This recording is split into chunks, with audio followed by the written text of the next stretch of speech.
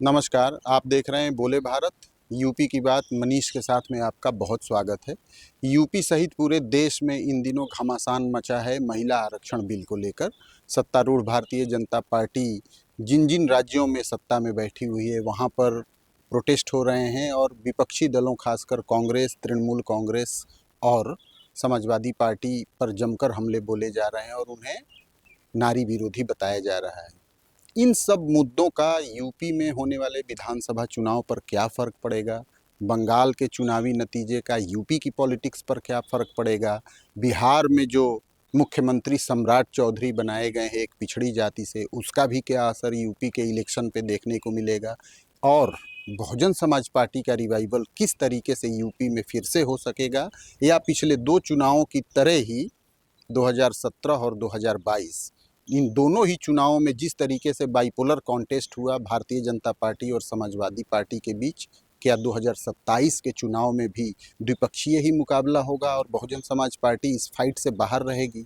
इन सभी मुद्दों पर बातचीत करने के लिए हमारे साथ डॉक्टर शिल्प शिखा सिंह हैं, जो कि गिरी इंस्टीट्यूट ऑफ डेवलपमेंट स्टडीज़ में असिस्टेंट प्रोफेसर के पद पे हैं। मैडम, बोले भारत में आपका बहुत स्वागत है। धन्यवाद। जिस तरीके से वुमेन रिजर्वेशन को लेकर पूरे देश भर में एक आमना सामना देखने को मिल रहा है सत्ता पक्ष और विपक्ष के बीच, कहाँ ये खत्म होते हुए या थमते हुए किस मोड़ पे आपको नज़र आ रहा है आज की तारीख में? मुझे लग रहा है कि विमेन रिज़र्वेशन जो है वो एक महिला आरक्षण एक बहुत ही इम्पोर्टेंट इशू है और ख़त्म तो ये लागू होकर ही होगा। अब ये कब लागू होगा, परिसीमन के बाद होगा, पहले होगा, बढ़ी हुई सीटों पे होगा या जो अभी मौजूदा सीटें हैं उस पर होगा, ये एक चर्चा का विषय हो सकता है। और मुझे ऐसा लगता है कि अगर बढ़ी हुई सीटों पर होने की संभावना मुझे ज़्यादा लगती है, क्योंकि वो थोड़ा सहज भी होगा। एग्जिस्टिंग सीट पर अगर आप इसको लागू करते हैं तो ये किसी एक पार्टी नहीं बल्कि सभी पार्टियों के सभी नेताओं को उतनी सहजता के साथ स्वीकार नहीं होगा। अगर आप राजनीति को एक तरफ, दलगत राजनीति को एक तरफ रख दें तो भी कहने की बात है कि हाँ, आप कर दीजिए। और मुझे लगता है कि अगर ये एग्जिस्टिंग सीट पे होगा तो किसी को भी ये उतना सहज तरीके से स्वीकार नहीं होगा। तो बढ़ी हुई सीटों पर ही लागू होने की मुझे दशा जो है वो दिखती है। अब ये बढ़ी हुई सीटें उम्मीद है कि अगले लोकसभा चुनाव से पहले जो है ये निर्धारित हो जाएंगी।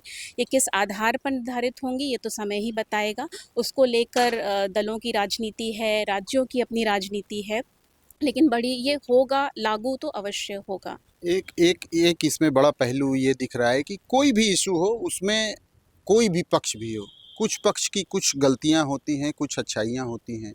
यदि अच्छाइयों और गलतियों के संदर्भ में इस महिला रिजर्वेशन को देखें तो एनडीए की गवर्नमेंट किस इशू पर आपको सही दिख रही है, कहाँ गलत दिख रही है, और उसी तरीके से ऑपोजिशन किन इश्यूज़ पे सही दिख रहा है और गलत दिख रहा है?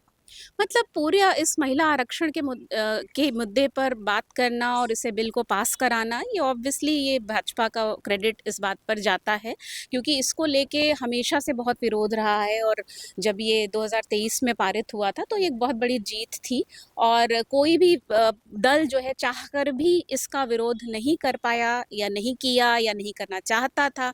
तो ये एक सबको साथ लेके और सर्वसम्मति के साथ इस बिल का पास होना एक उपलब्धता थी, और चूंकि भाजपा सरकार में है तो क्रेडिट उसको ही हम देंगे।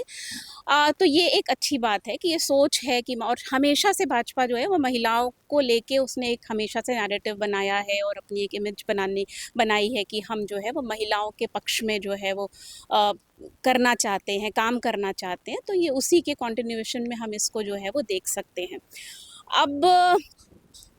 अब इसको जो है इसके साथ जो है और जो कंडीशंस को जोड़ने की बात है, चाहे वो डिलिमिटेशन को जोड़ने की बात हो, चाहे और वो, अब उसके पीछे सरकार की क्या सोच है मुझे नहीं पता, क्योंकि उसको लेके, क्योंकि ये एक बहुत ही ज्वलनशील मुद्दा था, उसको लेके विरोध भी सरकार को फेस करना पड़ेगा, ये मेरे ख्याल से अंदाज़ा रहा होगा सरकार को, और वही हुआ। और विपक्ष की जहाँ तक बात है, विपक्ष की जो पूरी ये नैरेटिव है कि आपको एक ब्लैंकेट तरीके से जो है महिला आरक्षण नहीं करना चाहिए, उसके अंदर जो है विभिन्न जातियों के प्रतिनिधित्व की बात करनी चाहिए। ये भी एक सच बात है, ये भी एक तर्कसंगत बात है, क्योंकि हमने देखा है कि जब जो है आप बाकी जगहों पर भी हम इसी तरह से आरक्षण को देखते हैं कि जब तक आप उसे जो है वर्गीकृत नहीं करेंगे, तब तक उसका लाभ जो है वो सिमट कर एक ख़ास तबके को ही जाता है। शायद अगर अभी हम देखें, अभी जो एग्जिस्टिंग हमारे जो प्रतिनिधि हैं, उनको अगर हम देखें और उसकी एनालिसिस करें, तो पाएंगे कि जिनका एक कुछ राजनीतिक बैकग्राउंड हो, जो कि एक जो है वो सामान्य सीट से आ रहे हों, उनका ही दबदबा ज़्यादा है। महिलाओं के उसमें भी अगर हम देखें, तो मुझे लगता है कि अगर बाकी और एससी, ओबीसी इन वर्गों की महिलाओं के लिए चिन्हित ही कर दिया जाए कि इतना प्रपोर्शन होगा, तो उसमें कोई ख़राब बात जो है वो नहीं है। अब इसको लेके सहमति कैसे बनेगी, इस पर मुझे नहीं पता। इन दिनों बंगाल में भी इलेक्शन का घमासान मचा हुआ है और यूपी के भी बहुत सारे नेता बंगाल के दौरे में हैं। पूरे देश भर के ही नेता जा रहे हैं। क्या आपको लगता है कि बंगाल के चुनावी नतीजे का यूपी के विधानसभा के जो चुनाव होने वाले हैं 2027 पर, उसकी पॉलिटिक्स पर भी कोई फ़र्क डालेंगे? मुझे लगता है ज़मीनी तौर पर तो उस पॉलिटिक्स का कोई बहुत ख़ास फ़र्क नहीं होगा, क्योंकि ये बहुत 2 अलग-अलग राज्य हैं और हमेशा से यूपी की राजनीति ने अपना एक अलग ही रुख अपनाया है, इसकी अलग पृष्ठभूमि है, इसकी एक अलग परंपरा है। तो उस नज़रिए से आप देखें तो कोई ख़ास असर होता मुझे नज़र नहीं आ रहा, चाहे दोनों पार्टी में से या दोनों पक्षों में से कोई किसी भी पक्ष की जीत हो। पर हाँ, अगर बीजेपी की वहाँ पे जीत होती है, तो ज़ाहिर-सी बात है कि मनोबल बढ़ता है, कार्यकर्ताओं का मनोबल बढ़ता है। तो यहाँ पर भी, देश भर में भी और यूपी में भी जो भाजपा के कार्यकर्ता हैं, अगर वहाँ पे उनकी जीत होती है, तो ज़ाहिर तौर पर उनका मनोबल बढ़ेगा और उत्साह होता है, तो आप और अच्छी तरीके से काम करते हैं ज़मीन पर। तो उस लेवल तक तो असर है। बट अगर इसके इतर कोई नतीजा आता है, बीजेपी हारती है या टीएमसी जीतती है, तो कोई ख़ास फ़र्क जो है मुझे यूपी की राजनीति पे होता नज़र नहीं आता। अभी बीजेपी को एक और बहुत बड़ी सफलता मिली कि हिंदी पट्टी में बिहार में उन्होंने सम्राट चौधरी को सीएम बनाया और भाजपा का बिहार में पहली बार चीफ मिनिस्टर अपना बना है। 20-25 सालों से तो वो सेकेंड लाइन लीडरशिप में ही डिप्टी चीफ मिनिस्टर तक रहती थी। सम्राट चौधरी एक पिछड़ी कम्युनिटी के लीडर हैं। बिहार की पॉलिटिक्स को जो संभालने की बात होगी बीजेपी के अंदर, वो तो होगी ही, लेकिन यूपी के संदर्भ में भी इस पर चर्चा हो रही है कि जिस तरीके से बहुजन समाज पार्टी के कमज़ोर होने से दलित वोट बैंक की गोलबंदी के लिए काम किया जाना शुरू किया है पार्टियों ने, उसमें दलित पे बहुत फोकस है। तो आपको क्या लगता है कि भाजपा वैसे तो पिछड़ों की राजनीति 2014 से ही बहुत एग्रेसिव तरीके से कर रही है, क्या आपको लगता है कि भारतीय जनता पार्टी के पॉलिटिकल कोर में अभी भी ओबीसी ही सबसे इम्पोर्टेंट है, दलित अभी भी दूसरे नंबर पर है? पहले दूसरे का तो मुझे नहीं पता है, पर मुझे लगता है कि हाँ, भाजपा ने अपना स्वरूप बदला है। जैसे इसे जो है वो कहा जाता था कि ये जो अपर कास्ट है उसकी पार्टी है, उससे उसका स्वरूप बदल चुका है। अब जो है हम पिछड़ी जातियों को उन्होंने बहुत सारा जो है रिप्रेजेंटेशन दिया है, अपनी पार्टी में दिया है, आपको वैसे भी मंत्रियों के ओहदों में भी आपको नज़र आता है। मुझे लगता है अब ये तीसरा चरण शुरू होने वाला है, जब जो है वो दलितों को भी जो है इस तरह का स्पेस, जो भी पार्टी देगी या जो भी पक्ष इस तरह का स्पेस देगा, मुझे लगता है कि वो आगे की तरफ जो है वो बढ़ेगा। और बसपा जो है वो निस्संदेह जो है उसका ओहदा धीरे-धीरे कम हो रहा है। हालाँकि अभी भी बसपा जो है एक बहुत ही इम्पोर्टेंट पार्टी है। पार्टी के नज़रिए से भी ज़्यादा बढ़ के लोगों के नज़रिए से एक इम्पोर्टेंट पार्टी है, क्योंकि लोगों ने, जो उसकी अपनी जनता है, उसने उसको अभी भी नकारा नहीं है, पूर्णतः नकारा जो है वो नहीं है। तो संभावनाएँ जो है बसपा के लिए ख़त्म अभी भी नहीं हुई हैं। लेकिन हाँ, बसपा के जो मतदाता हैं, उन्होंने विकल्पों की तलाश शुरू कर दी है और उस विकल्प की तलाश में उनको जिस भी जगह मिलेगी, चाहे उन्हें भाजपा अगर वो जगह दे रही है तो उनको वहाँ पे भी जाने से गुरेज नहीं है। अगर उनको जो है वो सपा अपने पीडीए के पूरे नैरेटिव के अंतर्गत उसमें जगह देगा, तो वहाँ भी जाने में उनको जो है वो गुरेज जो है वो नहीं है। तो मेरे हिसाब से दलित राजनीति में ये एक नया तरह का बदलाव है और विकल्पों की तलाश है। तो चाहे कोई पार्टी चाहे सपा चाहे ना चाहे, बस भाजपा चाहे ना चाहे, दलितों को स्पेस तो देना ही पड़ेगा और जो जितना स्पेस दे देगा और जितनी कामयाबी के साथ दे देगा, उतना वो आगे जो है अपनी राजनीति को जो है वो जमा सकता है प्रदेश में। पिछले 10 सालों में जो 2 चुनाव हुए 2017 में और 2022 में, मैडम वहाँ पर हमने देखा कि बाइपोलर ही कॉन्टेस्ट रहा, समाजवादी पार्टी और भारतीय जनता पार्टी। 2022 के इलेक्शन में भी वही हुआ, 17 में भी वही हुआ। क्या 27 में भी आपको लग रहा है कि यूपी का चुनाव इन्हीं 2 पार्टियों के दायरे में सिमटा रहेगा और कोई की प्लेयर नहीं है इनके अलावा? नहीं देखिए, पक्ष तो 2 ही रहेंगे जो हमें दिख रहे हैं, जो हमारा जो अनुभव है वो ये कह रहा है कि पक्ष 2 रहेंगे, पर ये पक्ष जो है वो पार्टी नहीं है, पार्टियों का जो समूह है जो वो पक्ष बना रहा है। तो समूह की जैसे ही हम बात करते हैं तो समूहों में जो छोटे प्लेयर्स हैं वो अपना रोल जो है पूरा प्ले करते हैं। कौन से छोटे प्लेयर्स इस समूह का हिस्सा रहेंगे, कौन से छोटे प्लेयर उस समूह का हिस्सा रहेंगे, यही निर्धारित करेगा कि जो पूरा आपका जो बैलेंस ऑफ पावर है वो किस तरफ जो है वो जा रहा है। तो उस लिहाज से देखें तो छोटे प्लेयर्स का बहुत बड़ा रोल रहेगा और ये 2 पार्टियों के बीच में कॉन्टेस्ट में नहीं देख रही हूँ, इसको 2 पार्टी के समूहों के बीच में जो है कॉन्टेस्ट दिख रहा मैंने है। ये सवाल इसलिए पूछा, आपने ठीक कहा कि ये पार्टियां नहीं है बल्कि अलायंसेज अब इलेक्शन लड़ती हैं। तो फिर तो बहुजन समाज पार्टी फिर फाइट से बाहर होगी, क्योंकि मायावती ने तो कहा है कि वो किसी भी गठबंधन में नहीं जाएंगी। हाँ, यही तो आज की डेट में मुझे दिखता है कि बसपा जो है वो गठबंधन से बाहर रह के बहुत लंबी दूरी तय करती हुई मुझे नज़र नहीं आ रही है। क्योंकि मतदाताओं को भी एक चाहते हैं, बसपा के मतदाता भी चाहते हैं, पर उनको भी हर आदमी चाहता है कि हम उस तरफ जाएँ जिस तरफ जो है जीत की संभावना जो है वो ज़्यादा हो।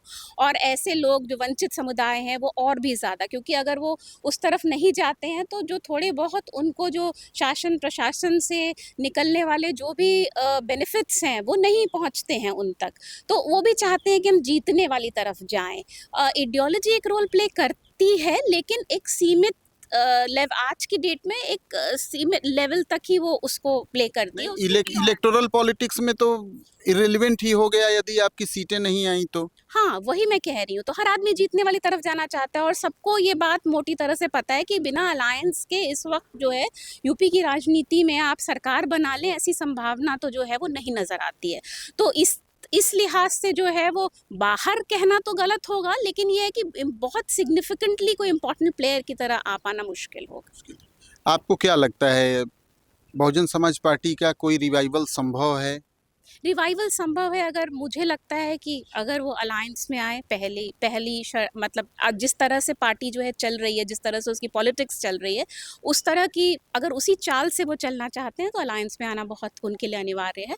अगर वो जो है वो फिर से अपनी पुरानी पॉलिटिक्स की तरफ जाते हैं, जो कि एक काडर बेस पार्टी हुआ करती थी, काडर पूरी तरह बिखर चुका है, अगर उसे वो दोबारा खड़ा करते हैं, रैलियां करते हैं, बोलते हैं दलित के मुद्दों पर, और ये सिर्फ इलेक्शन से जस्ट पहले नहीं होती ये सारी चीज़ें, 2 इलेक्शन के बीच में भी पार्टी को जो है बोलने की ज़रूरत होती है, अपने लोगों के मुद्दों पे खड़े होने की ज़रूरत होती है। सिर्फ ट्विटर पे जो है आप पॉलिटिक्स नहीं कर सकते हैं।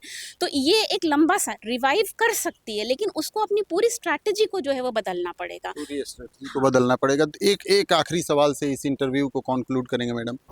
अखिलेश यादव के साथ यदि अलायंस पार्टनर को देखें तो भारतीय जनता पार्टी से बहुत कम है। भाजपा में सुभाषपा भी है, निषाद पार्टी भी है, अपना दल भी है, राष्ट्रीय लोक दल भी है जो सपा के साथ हुआ करती थी। अखिलेश यादव के साथ सिर्फ कांग्रेस है और जिसका कोई ग्राउंड पर बहुत बेस यूपी में नहीं है। तो क्या अखिलेश यादव अकेले पड़ गए हैं विधानसभा के चुनाव में? मुझे लगता है कि नंबर्स इम्पॉर्टेंट होते हैं, लेकिन नंबर इलेक्टोरेट के इम्पॉर्टेंट होते हैं ना, पार्टी के इम्पॉर्टेंट कितनी पार्टियां आपके साथ हैं ये एक समय बाद उतना मायने नहीं रह जाता। अगर उन पार्टियों के पास अपने इलेक्टोरेट हैं जो कि इंटैक्ट हैं तो नंबर जो है वो मायने रखते हैं। मुझे लगता है कि बहुत ज़्यादा जो है दोनों पक्ष जो है, कोई किसी पक्ष को आज की डेट में, बाद से 6 महीने बाद मैं नहीं बता सकती हूँ, लेकिन आज की डेट में मुझे किसी भी पक्ष को बहुत एडवांटेज होता दिख नहीं रहा है। दोनों ही पक्ष मुझे लगभग बराबर से आज की डेट में नज़र आ रहे हैं, और देखते हैं आने वाले समय में ये कैसे जो है वो प्ले होता है। जाहिर सी बात है मैडम, अभी इलेक्शन में टाइम है, लेकिन उसकी पूरी पृष्ठभूमि और उसका ग्रास रूट लेवल पे काम सभी पार्टियों का चल रहा है। आपने बोले भारत से बातचीत की, इसके लिए आपका बहुत धन्यवाद मैडम। Thank you. तो डॉक्टर शिल्प शिखा सिंह को सुना आपने, इन्होंने किस तरीके से पूरे यूपी के पॉलिटिकल कॉन्टेक्स्ट को समझाया, और सबसे खास बात ये रही कि इन्होंने कहा कि बंगाल के चुनावी नतीजों का यूपी के होने वाले विधानसभा के चुनाव पर कोई बहुत हाहाकारी फर्क नहीं आने वाला है। हालांकि अभी कुछ समय और बीतने के बाद स्थिति सामने निकल के आएगी कि कौन कितना मजबूत है और इलेक्शन में किसको कितना एज है। कैमरामैन शरद के साथ मनीष, बोले भारत, लखनऊ।